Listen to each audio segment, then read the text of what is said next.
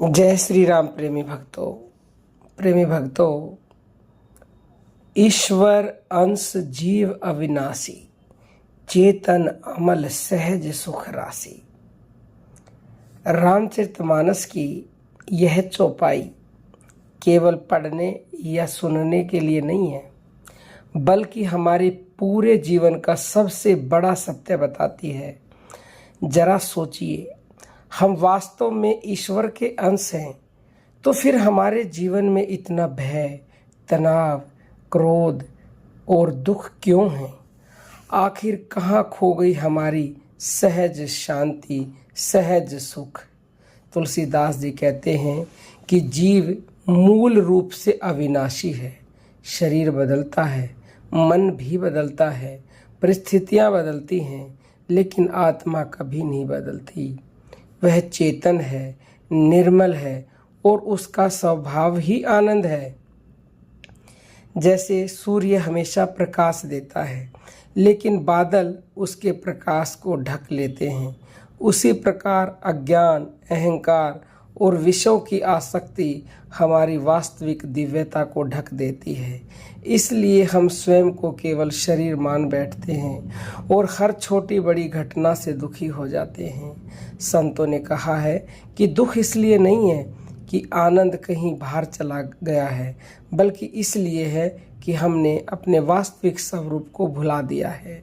जब साधक नाम जप, ध्यान और गुरु की कृपा से अपने भीतर उतरता है, तब उसे अनुभव होने लगता है कि सुख किसी वस्तु, व्यक्ति या परिस्थिति में नहीं, बल्कि स्वयं उसके भीतर है। वही अनुभव धीरे धीरे भय को समाप्त करता है और जीवन में स्थायी शांति लाता है।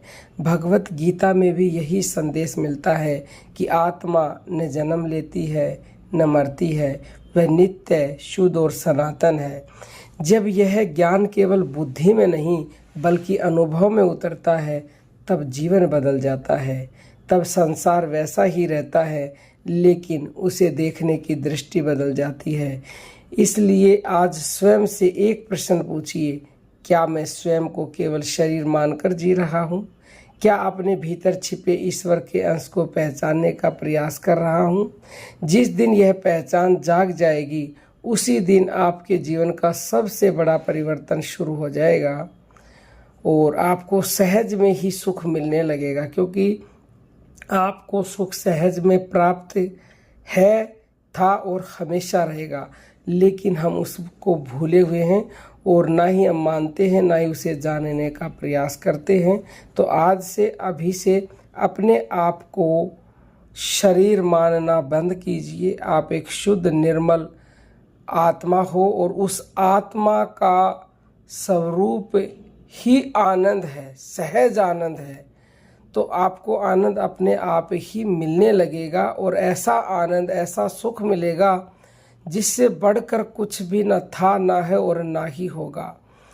तो आज से ही एक काम तो यही करना है कि अपने आप को शरीर नहीं मानना, आत्मा मानना है। और कौन सी आत्मा? शुद्ध निर्मल चेतन आत्मा, और जिसका स्वरूप है आनंद। और दूसरा, निरंतरता से आपको भगवान नाम का जप करना है, क्योंकि ये भाव आप में आ नहीं रहा कि मैं आत्मा हूँ, तो नाम जप से ये भाव अपने आप आएगा।